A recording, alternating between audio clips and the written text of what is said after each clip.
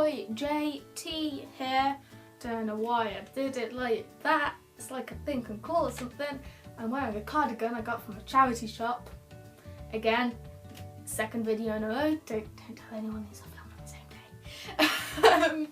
So if you saw my last video, that was kind of a relatively analytical response to Kingsman Secret Service, because that's my favourite film ever, and the sequel is coming out like in a few days and I'm very excited, so now I'm just talking about Kingsman a lot.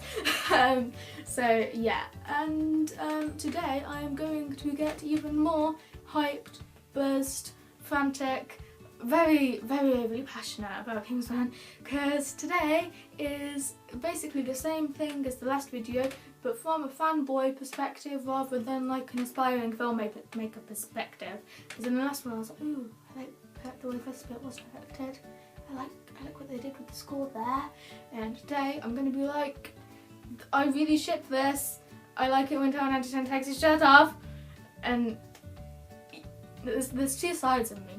The duality of man, right here. So let's go into my fanboy walkthrough of Kingsman Secret Service. Warning, I'm going to be trashy, trash. If you want to see a man at his worst, it's right here. In my analytical response, I talked about how much I love the fact that they start off the film with violence and swearing because it really sets the scene. Here on my fanboy response, I've just put Colin Firth swearing is hot, because it is. And then I put baby Eggsy, because you see Eggsy is like a toddler, and that's adorable. He's in a big oversized sweater and he looks cute, okay? I like children. Children are adorable. And our next point is Gazelle is badass and hot. She is introduced by comically cutting a man in half. Guys, that's what I'm into. Girls who can cut men in half. This man though, we have just seen him like kill people, be cool, like come and rescue this guy, and then she just comes in out of nowhere and with one kick cuts him in half. That's hot. Okay, introduction to adult Eggsy. So the first time we see Eggsy as an adult, we just saw him as like a cute little toddler in his little Christmas jumper, and now, boy look who glowed up. We see him looking super hot, looking in a mirror on like a Mardy and stuff, and then we see him sassing his like horrible abusive bully stepdad, and I'm like, you get in there, you're really cool. I wish I was as brave and as cool as you.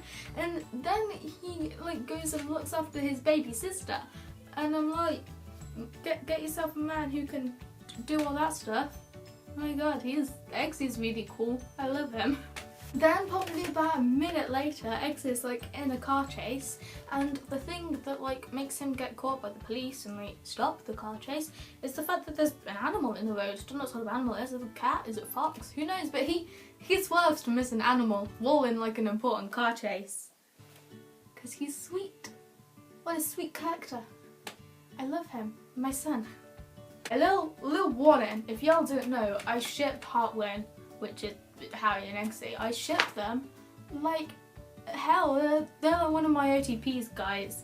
So now I've got to the point in the film when they meet as adults. So time for my gross shippy boy to do his thing. The first we see of grown up Eggsy and Harry together, Harry is leaning seductively against a wall. Eggsy walks past him. And I'm like, yes. And then we cut to them sitting across from each other at a table in a pub. And for like the first few sentences, they're talking very tenderly and softly about each other's pasts. And I'm like, date. My internal shipper sees this as a date. And then Eggsy gets a bit mad and has a little rant about like class, whatever, is like, you're posher and richer than me, you're privileged, and I'm like, boy, this boy is woke. Look at this woke boy. And then they're approached by like some of Dean's friends, and they're like having a go at Eggsy, and then Harry's like pretty protective over him, and then Harry beats them all up and like is doing that, looking all hot, and Eggsy is like swooning, like hardcore swooning, and I'm like, boy, same, boy, me and you, we're both swooning together here. You can bond. Brothers swoon over common Firth together. The scene where Harry and Eggsy are looking at each other, but like in a mirror, in like they're looking in the same mirror, and like they're standing really close to each and looking at each other, but it's in the mirror. That's pretty soft and cute and nice. I would like to give a special shout out to the scene where Eggsy breaks a window mirror thing while shirtless and underwater, because I am garbage and I objectify men, is why I'm shouting out that scene. Guys, there's puppies in this, puppies in this film. There's so many puppies in this film.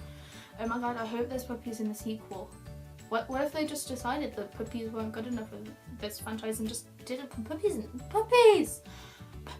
I realised that all of my interests are like exactly the same as like a middle-aged woman, but apart from the fact I'm like a teenage boy, but I'm acting just in my cardigan talking about puppies. So puppies. Anyway, moving on from the puppies, the next note is about Galahad and Valentine having a later conversation about serious spy stuff over at Macca's. Which is a funny scene. I just wanted to give that a shout out, okay? I can also just appreciate humour and be trashy, you know? Okay, so now I'm going to go political and feminist on all of you. Tildy? Is that how you pronounce her name? Probably pronouncing her name wrong. The princess who goes missing. She seems like a very strong-willed character, and like I would actually like to have more from her. She's in the sequel. I'm avoiding spoilers, but I have found out that she's in the sequel. So, sorry if I spoiled that for you. But anyway, but the fact that she gets kidnapped, and then at the end, Eggsy sleeps with her. I know that's like one of the things that the film do, where they're like, oh, we're so self-aware. This happens in all like spy films, and we know it's stupid, but we're going to put it in, and it's going to be stupid. But still, the kind of damsel in distress that sleeps with the main hero trope is still a bit, disgusts me a bit, to be fair. I'm a bit like, why am I seeing this? Why am I watching this? But anyway, I get it is amusing because you're watching it and like, how that happens in like James Bond all the time. That's hilarious. They're taking the mick out of it, but also, why you do that, guys? Why? You could just not have, but I get it. It's funny. It is funny, but also a damsel in distress. Yeah, we get it. It's been done. It's been done a lot. Pretty much in the next scene after we were introduced to Tildy, there's a scene where like all of like the kingsman recruits, like the 3 that are left, are given like this target who they have to seduce, and it's a girl, and Roxy is also told to seduce this girl. Roxy's a girl, and like I have a headcanon. You know I like headcanoning characters as queer, but I think Roxy is queer. Okay, you can not take that away from me. She's gay. Deal with it, guys. Yeah, so Roxy should date the princess in the sequel. That's what I'm saying. That's what I believe. Give the girl a girlfriend. The scene where Eggsy is like tied to a train track, he is literally willing to die rather than tell this like bad guy about Kingsman and like give it away and whatnot. Like, he is so loyal. Gotta get yourself a man like that. Yeah. Okay, so then a bit later on, they're given like Harry and Eggsy like you got 24 hours together. Everyone's got 24 hours to spend with the dude. That's such a bad explanation of what happened in that part of the film. But like, it's like a kingsman tradition that like, if there's like a kingsman who's like entered a person into like the thing, it's like you want to become a kingsman too. It's like a recruit learning how to do the kingsman stuff. If they get to like the final stage, they're like, you get 24 hours to spend with your candidate. Candidate is the word I was looking for. I'm too late now, I've almost finished the videos, but I've been looking for that word for years, honestly. Yeah, so they're like Harry and Eggsy get 24 hours to spend together, and we just see them bonding, guys. Bonding. There's like this scene where like Harry takes Eggsy to show him all of like the cool spy gadgets, and it's a funny scene, and you just see them bonding.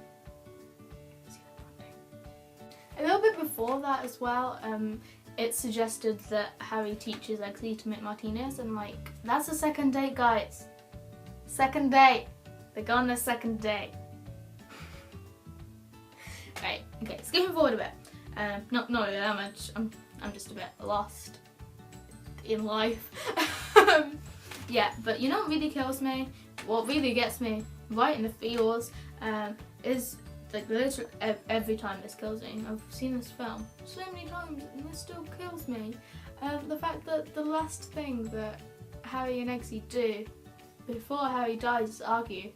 They're just in the bathroom yelling at each other, like next to the stuffed dog, and then Harry has to go, and then Harry goes and gets killed, and the last thing they do is argue.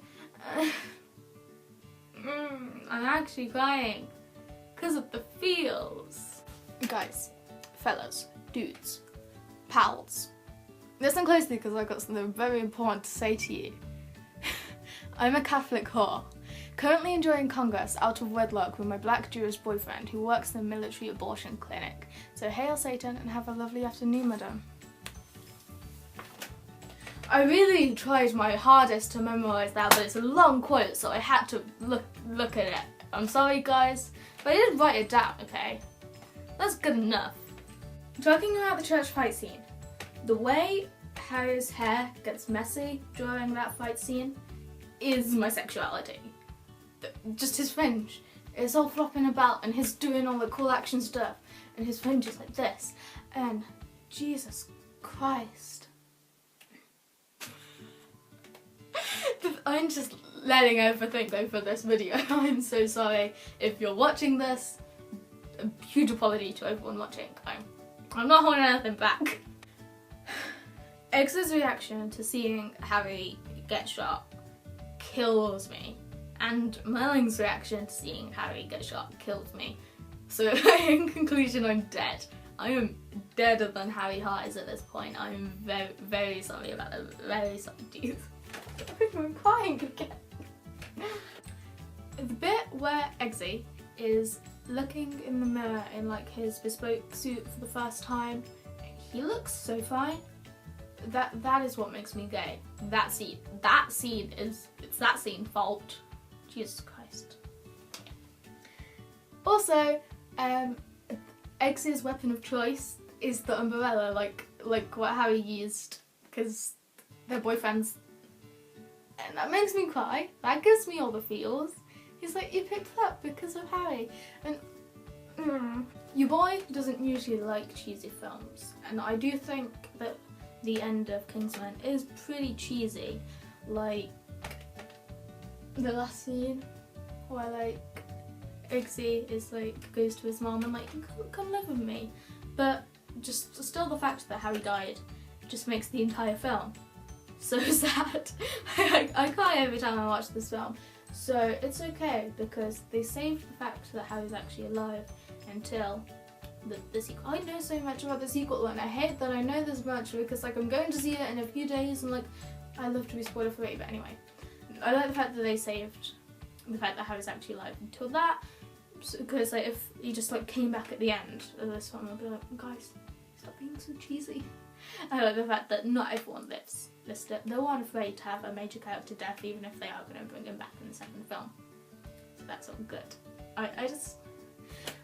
This wasn't supposed to be like a proper movie review, this was just supposed to be me being a fanboy, but I can't help it. So yeah, that's it. In conclusion, Harry and Eggsy are dating, and they're boyfriends. Is the moral of the story. I will see y'all in the next video. Comment. We can fanboy together. Fangirl, fan person, whatever you are. We can scream. I'll scream at you. I will scream. Give this video a thumbs up if you liked it. Hit a like, and that's all. I've just embarrassed myself on the internet by showing you how much garbage I am. So I'm gonna go hide. Thank you for watching. I love you all. Goodbye.